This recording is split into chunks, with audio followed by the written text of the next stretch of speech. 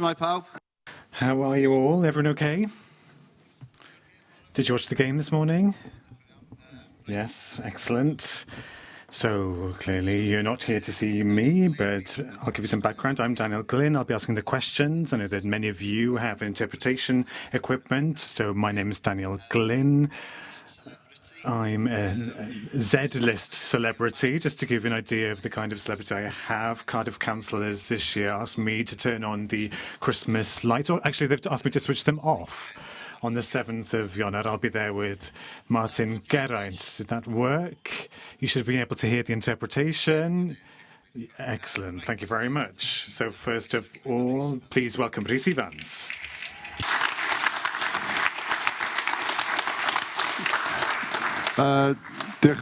Thank you very much. So perhaps you'll see on my face that I'm smiling. I've seen this place on the TV, but it's wonderful to be here, and it's a privilege to be able to sit in the Senedd and to speak sensibly, hopefully, this afternoon. So thank you very much to you all for coming. So, Rhys, I know that you've been in a number of surreal situations in your life. So who would think that 20 years ago, when they started to build this place, that we'd be sitting here now? No, it is surreal, but I think that it's excellent that the Assembly, I don't know how many parliaments in the world would allow things like this to happen in them. So thank you very much to the Senedd for the opportunity, and happy birthday. So we've asked to ensure that your phones are on silent. Please do make sure that they are. They have assured us that all of the AMs have logged out of their Facebook on their computers and Twitter too, so you can't access them, I'm afraid. But we'll carry on with the conversation. Rhys, thank you for being part of this final session of the weekend's GWLAD Festival. We're just going to start at the beginning. The easiest thing is to look at your career. But before I do this, I did promise, unless you've taken a selfie, it hasn't happened. So let's get it out of the way now. So if you'll all, we had arranged to do this ahead of time. So you're all in it?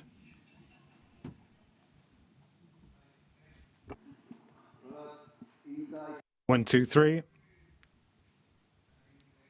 That's it. Excellent. That's not an official thing. That's just for my Instagram. Right, so Rhys, we're going to start with your career. You've done so many different things. What we've decided to do is to group everything.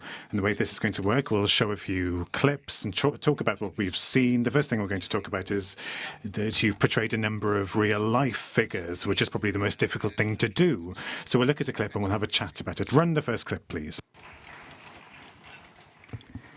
I'm going to take it down to those three characters there. First of all, I'm very aware that you received a BAFTA for portraying Peter Cook, and you very much deserved that award because it's easy to do a caricature of Peter Cook, but I'm aware that you found how you were going to portray him in quite an interesting way, didn't you?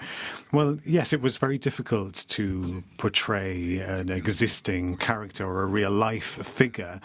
But in a way, it's the easiest thing to do as well, because there are so many sources of information available, and films and footage and things written about them. And with regard to Peter Cook, there was so much information available, sketches, TV programs and films and so on available.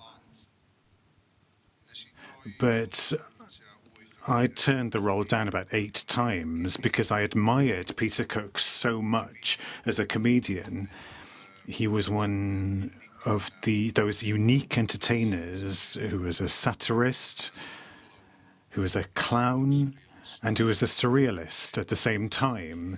John Cleese said that Peter Cook was the only comedian he knew who could write a 3-minute sketch in 3 minutes, whereas the Python crew wrote for days on end. So he was a philosopher and quite a hero for me, and I was afraid to play him, but I did give in the end, and I worked on the role, and you reach a point when you're playing a real-life person where it could be an impression, or you could make a very credible portrayal, but an impression runs out of steam after 3 minutes. So I wanted a hook to get into the skin of the character, something that was going to allow me to walk further in Peter Cook's shoes. And one of those things was to see, it was like detective work in a way, because there's very little footage of Peter Cook as himself. And what I noticed was that the characters that Peter Cook chose to portray were very isolated characters who saw the world from the margins, who were uncomfortable in society. And Peter Cook himself was quite a lonely figure at times in his life. But I still couldn't find this one hook. And I remember sitting down one afternoon thinking, well, I don't know what I'm going to do. I was watching an omnibus of EastEnders. And at the time, some of the young people here wouldn't remember a character called Dot Cotton, but she was there. And I was sitting there just lounging on the sofa watching the omnibus. And Dot Cotton was smoking. And she was smoking like this. Like that. When she was thinking, that's how she smoked. And when she had something to say, she didn't move her head, but she moved her hand. And I had that moment of epiphany. I thought, that's what Peter Cook does. So, in a way, it was an impression of Dot Cotton rather than Peter Cook. And I think that Peter Cook would have been very pleased with that. But this happens with every part, not just with real-life figures. Someone does the work, one prepares or reads the drama or the film, and they study the character. And then a little thing happens in the creative process, which is entirely surreal and absurdist. There's that little hook or event or something that somebody says, some things that you might read, and that's entirely unconnected with the character, but it does open that door into the very heart of the character. And it's only from that very heart of the character that you can create something that's credible for more than 3 minutes, anyway. So moving on to Howard Marks. I've been a huge fan of his work, his books, I should say. But you portrayed someone you knew there. That must have been a difficult process.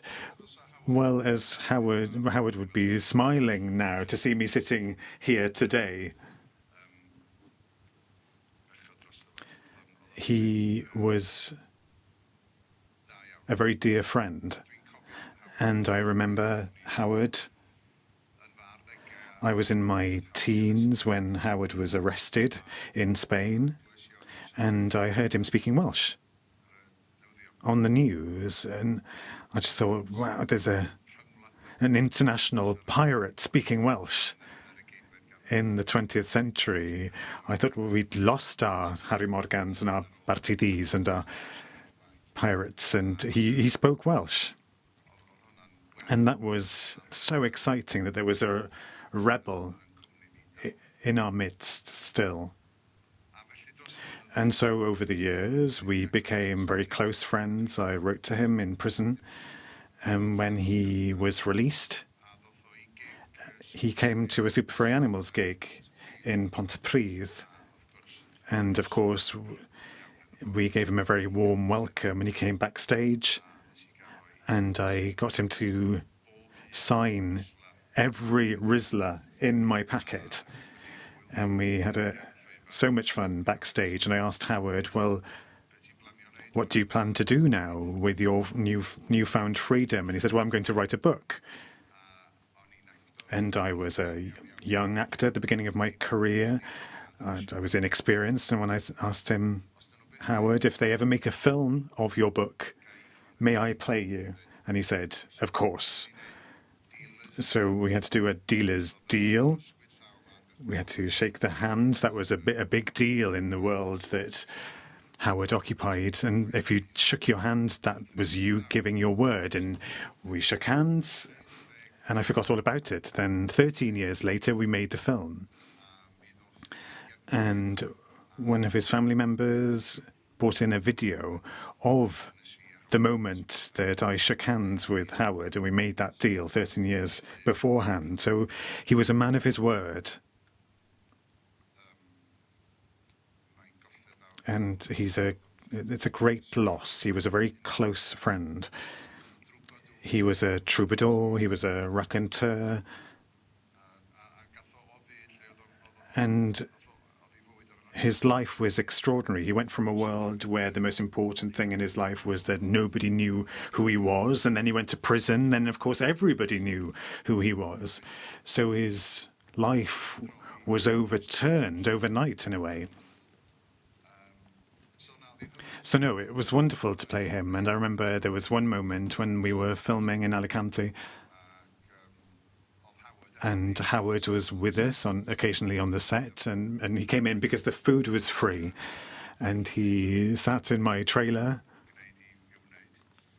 minding his business, and I remember the Harry Potter crew had flown in, the costume department, and flown over to Alicante to give me a fitting, because after Mr. Nice I went on to do Harry Potter.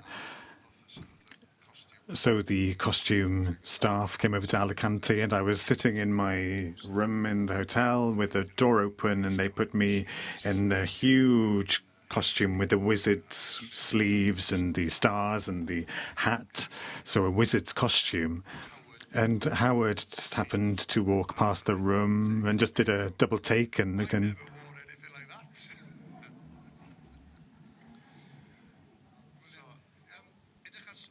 So, turning to Snowden quickly, so was that an amalgam of the bad people or just one real character? Because I remember watching that film and I've enjoyed your work. I prefer it where you play a baddie, and I love it when you have a real boo at the end, because was he a real character or amalgam? No, he was an amalgam of different characters. And I've been a huge fan of Oliver Stone's work over the years. And so, does he shout as much as people say that he does? No. Well, but maybe he does in some films, but he's quite zen on the set. So an Oliver Stone set is like a Michelin star kitchen. So everybody's very quiet, perhaps because they're afraid that he'll shout at them. But the set, he has so much of an authority, a natural authority and presence. And he, too, is a renegade and is a rebel. So it was wonderful to have the opportunity to work with him. He's a master, isn't he, in his work? But there was so much secrecy around Snowden and Edward Snowden at the time. He was living in Russia when we were putting the film together. He still lives there. So we didn't receive the script online. So the script, we had to go to 3 different locations in London to receive different parts of the script, because people were listening in. It was a very dangerous story to tell. Is that why you agreed to do it? Because you knew? Well, I thought it was an important story. And so, in a different way to Oliver Stone's other films, he's told stories that are political in nature, but they've been historical stories. But the Snowden story was contemporary. It was happening at that time, and it was evolving on a daily basis. So Oliver was flying out from the set almost every week into Russia with Snowden's lawyers to speak to Edward, and he brought back new information. So it felt it was a dangerous story to tell. There were lots of people who didn't want the film to be made. So there was a delicious tension on the set. Now we're going to move on to... Now, obviously, you come from Wales. God, I'm good at this interviewing lark. So, by the way, we've had a warning here. This is the heart of Wales. So the warning that we've had is, please, nobody stand on the heart of Wales. Please don't break Wales's heart. So there are lots of films that portrayed Wales that you've been in. There's one film, Twin Town, which has captured everybody's imagination. Everybody's watching it. I'm sure that people still come up to you to talk to you about it, where you've portrayed Welshness. We'll look at the clip. Run the clip. We'll have a chat now. So we'll start with Twin Town. Excellent. For BAFTA, for finding a clip from that film where there's no swearing. Well done, BAFTA. So that was an excellent experience that raised your profile and was an opportunity to work with your brother. You haven't worked together since. That had to be a very special experience. No, it was a great experience. The whole experience. Twin Town happened a few years before this place was established, this Senedd, before that extraordinary vote. There was something in the air, I think.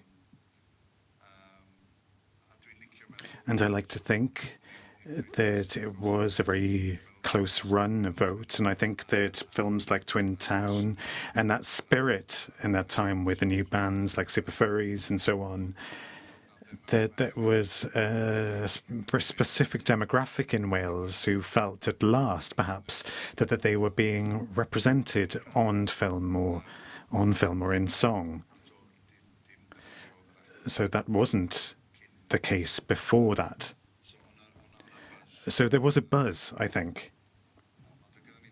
But we had no idea that Twin Town would leave that very deep cultural footprint that it has. You must still have people coming up to you still because of Twin Town. I know many people when they go out on a big night out,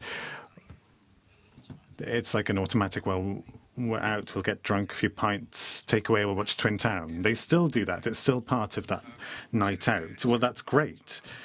But it's a shame, really, in a way, as well. It's only Twin Town that there's available to them to watch, because there's been nothing since then in that same spirit.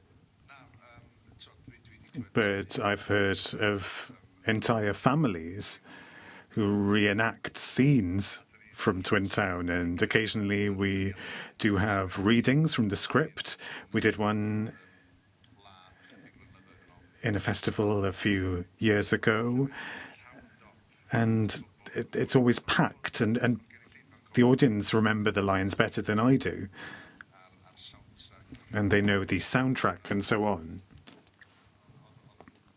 So it is a film that's very close to my heart for several reasons. One, of course, is because I worked with my brother, but also because it gave a voice, an irreverent voice, as well,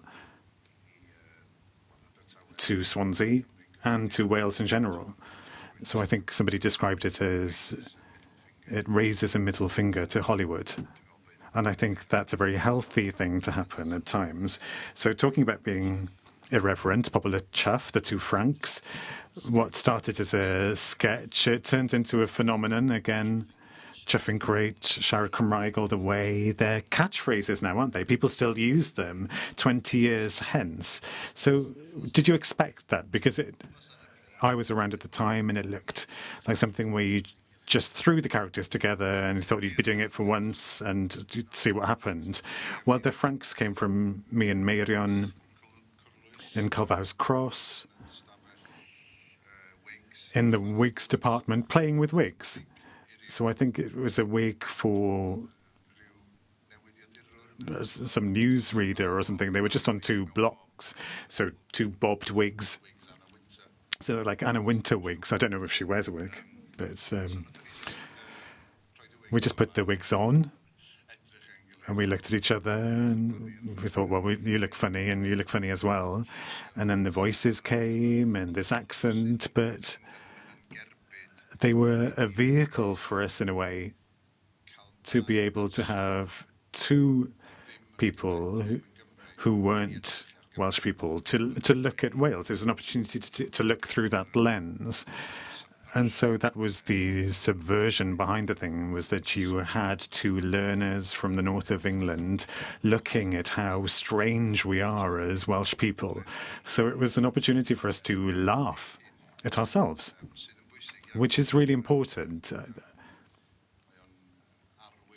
It's a sign of maturity, cultural maturity, when a culture or society can laugh at itself. I think that's really important, and that it's important that we should continue to do that. We should continue to be satirical and laugh at ourselves.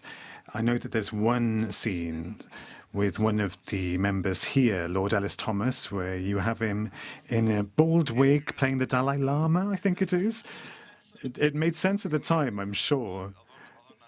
Yes, that was...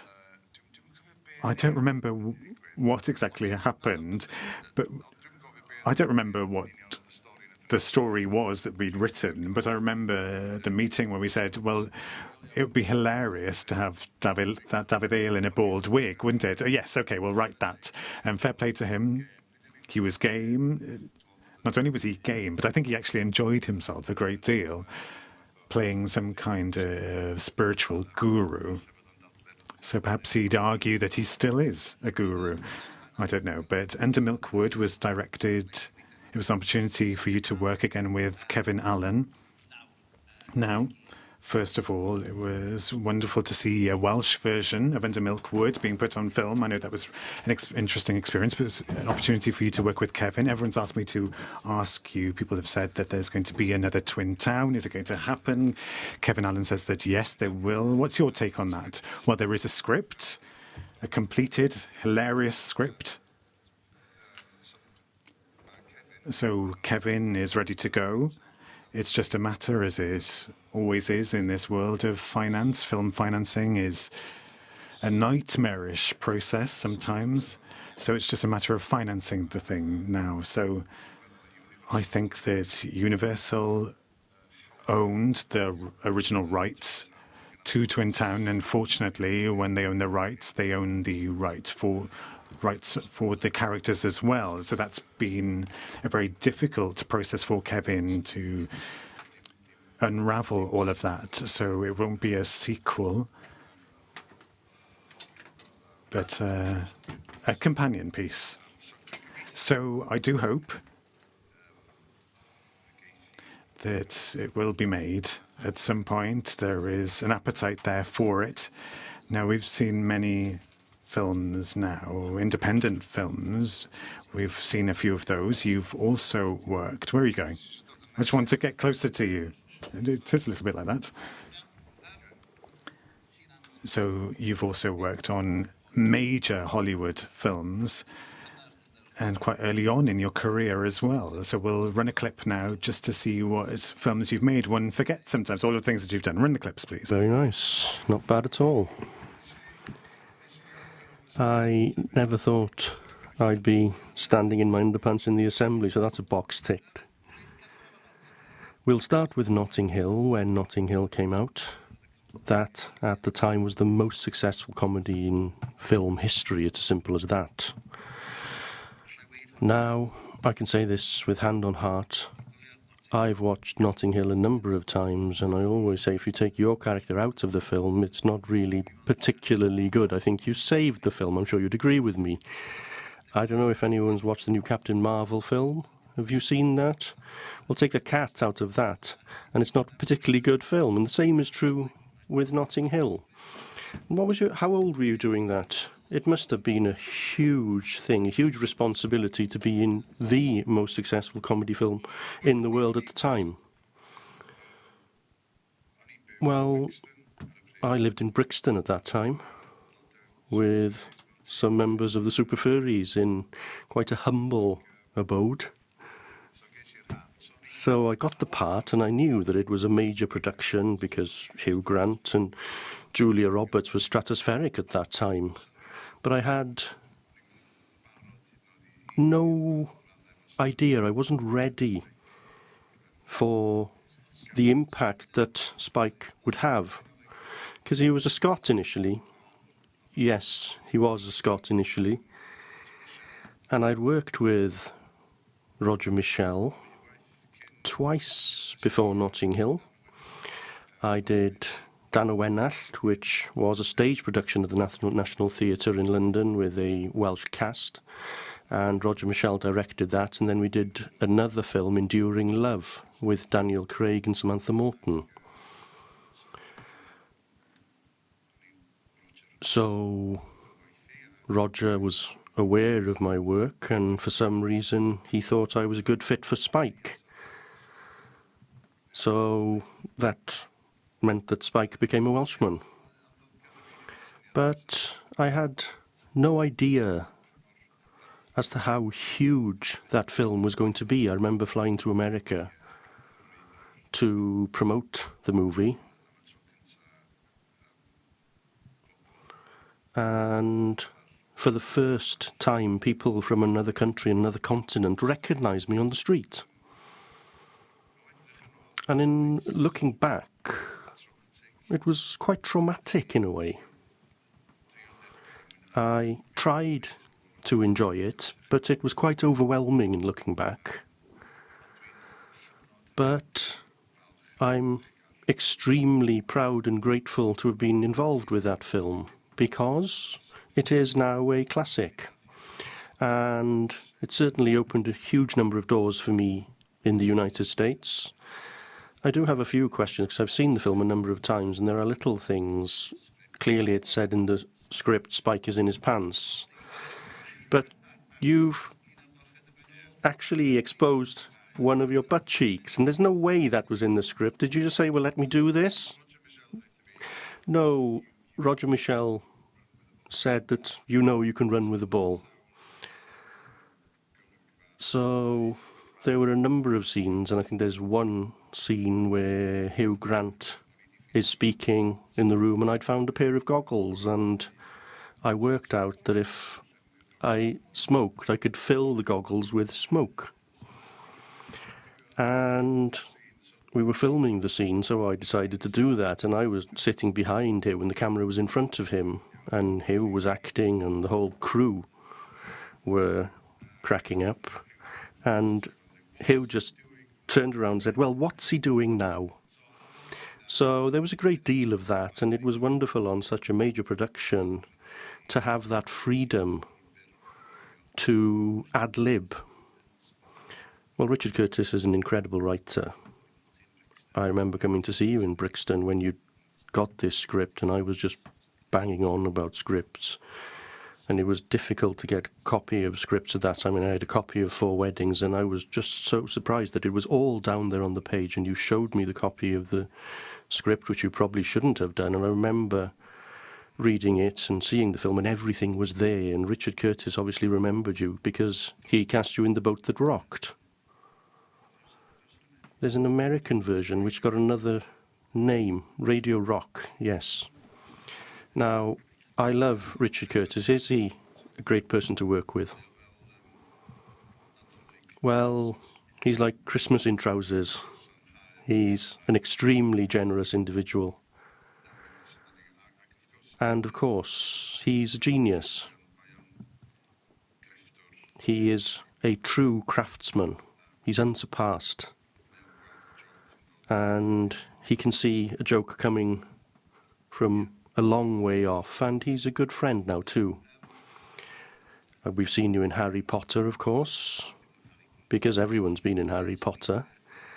And how many times did they approach you before you decided, okay, I'll take the part?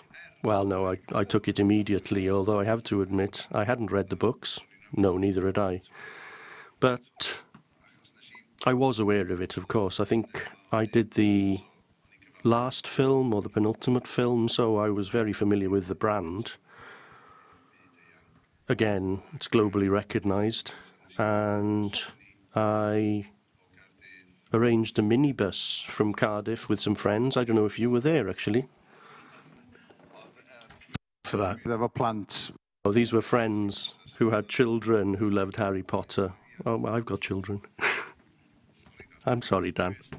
Anyway, they all came on set, and it was only when my friends' children got on the set did I understand what Harry Potter meant, because they were awestruck with this world that we were creating. And unlike many films, Harry Potter, in a way, had been done in an old-fashioned way. They filmed in a single location in a studio in Luton. So these castles and buildings and rivers and forests were all built in different parts of the studio land. There was a zoo on set. You got to choose your own owl, didn't you? Well, they said if you need an animal, just give us a shout. So I said, well, can I have an owl?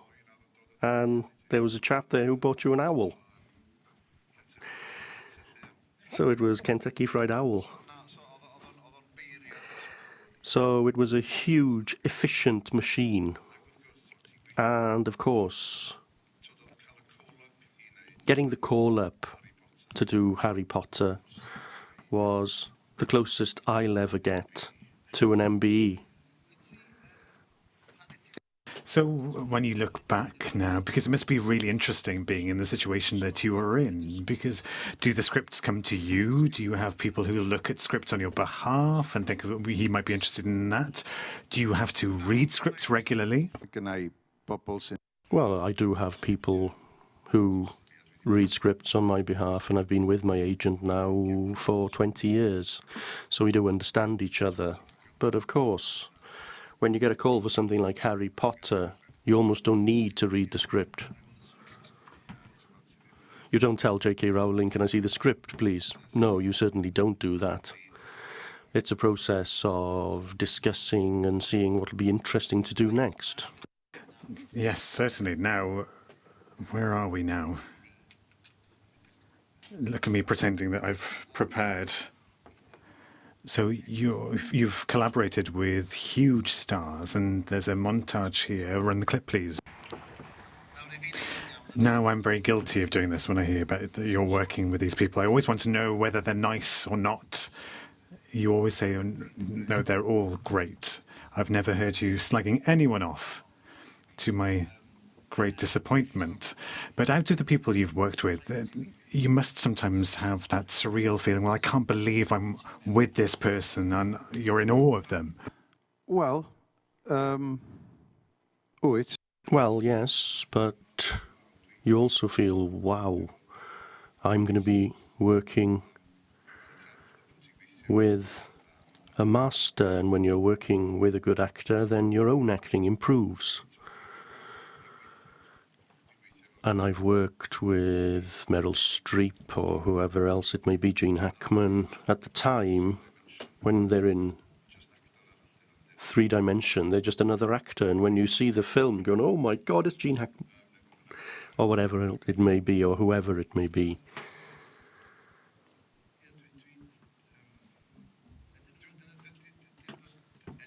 So I always have huge admiration and nothing else. It's just huge admiration for the body of work produced by some of these people. You've just said that somebody like Gene Hackman or Meryl Streep will push you. So what do they do when you that makes you think, well, I need to bring my A game? Well, no, you don't think that. Acting is a process of listening and responding, and if what you're listening to is perfect, then your response should be perfect too. It's very difficult to act alone. I saw that they didn't include one of my favourite of your performances, which is Garfield 2, A Tale of Two Kitties. So you voiced the dog in a Scottish accent, and isn't it right to say when you started the process, because you were recording, that you just did a cod Scottish accent, and then you were in a drama where you played a real Scotsman, and so your accent improved there, didn't it? Well, we recorded it over a period of months, and I went in and put on a lazy Scottish accent, and in the meantime I did a film and I had to play a Scotsman had to work very hard on the accent, and then I went back and listened to the takes that I'd done earlier, and I held my head in despair. Of course, Bill Murray played Garfield there. I've never seen it. It's brilliant. So a lot of actors say that they don't like watching their own films, and I don't believe them. Is that a myth? No, I hate it. Don't you want to see the whole finished work? No. Why? Well, it's just a very painful process. Why is that? Well, when you look in the mirror, you can choose to walk away. But seeing yourself on a huge screen is unnatural. It plays hell with your ego in the first instance, and in everything you do, in every character you play, you see huge parts of yourself. It's virtually impossible for you to believe in the character you're portraying because you see yourself and all that that entails. So I think the majority... I'm better now. You have to go to premieres, and you do have to sit through the premieres covering your eyes, but it's part of the job now.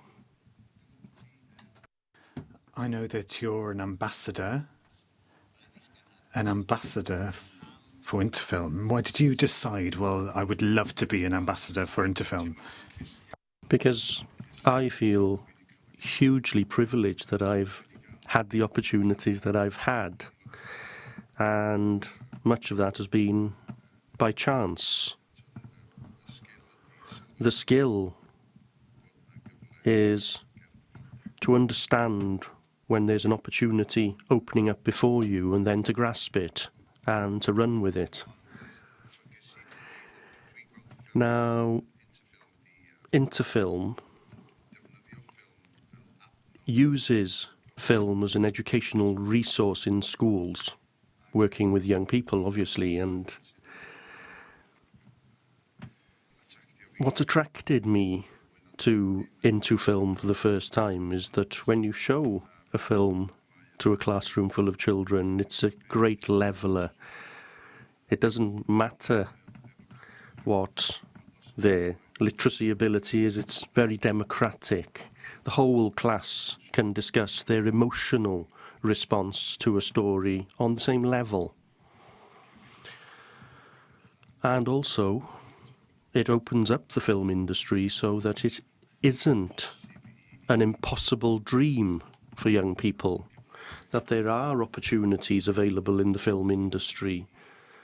Acting, of course, is a tiny part of the industry. If you want to be a fireman, there's a job for you in the film industry. There are things like makeup, stunts, costume design. If you're an artist, there are openings. So it's a very broad-ranging industry, and I just want to support something that offers opportunities to young people which are similar to the opportunities that I've been very fortunate to have. I think when you work on a film, I always like to hear you talking about the fact that you like the fact that there's a team and that you're part of the team. But now that you've been working in this industry for a quarter of a century now, have you seen some of the people who started as runners or whatever going on to do other things and perhaps giving you work? Well, yes, indeed, and that's one thing about the film industry. Generally speaking, people do start at the bottom rung. I would say that many of the great directors have started as runners, so it is possible to work your way up in the industry and ending up doing what you dreamt of doing. And it's also an industry where you can change your mind regularly and multitask until you find exactly what role you want to play. It is a difficult industry. So what advice, if especially with regard to acting. What advice would you give in the way that the industry has changed? Somebody setting out now, what advice would you give? How would you help them? Well, I'd suggest that anyone who wants to make a film should make a film. Because when I was young, we didn't have smartphones, so we now have a studio in our pocket.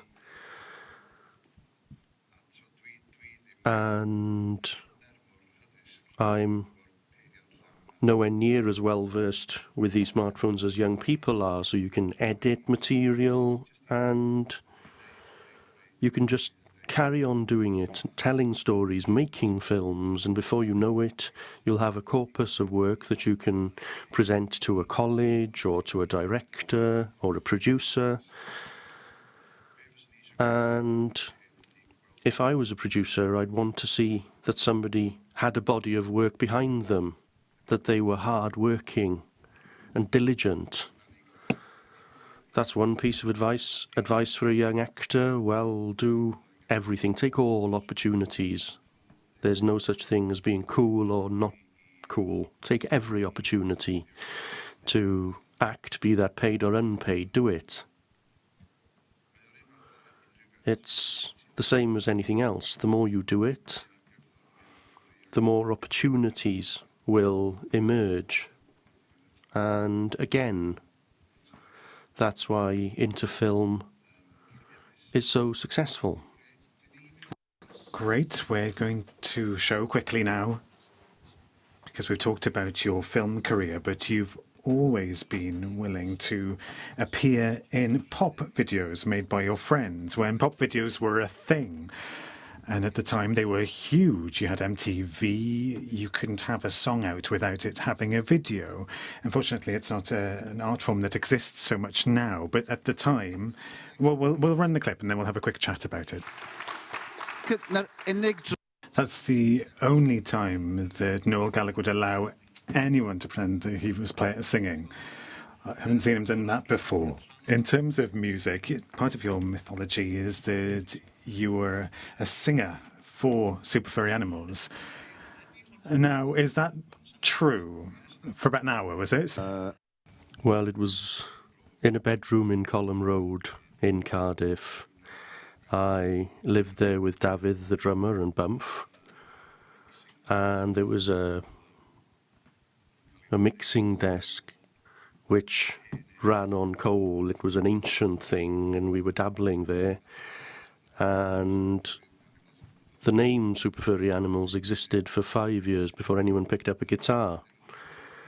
And we did a few demos, but that's as far as it went. I was with them before they saw any exec of a record company, so it is true, but it's not like I was thrown out of the band. Who's this Griff character? Great, our time is up. Thank you very much. Please show your appreciation to the incredible Rhys Ifans.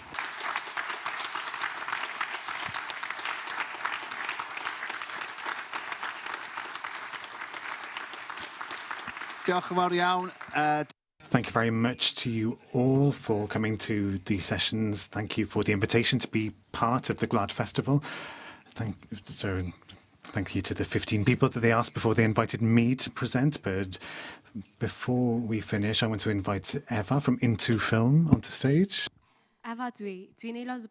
I am Eva. I'm a member of Interfilm's youth panel, and on behalf of Interfilm, BAFTA Cymru and the National Assembly for Wales, would like to thank you for joining us today. As a young person with an interest in film, I, like everyone else, are grateful for the opportunity to have heard about your colourful and successful career. It's important that we have people like yourself to inspire us and make us believe that we can achieve our dreams someday. So thank you once again.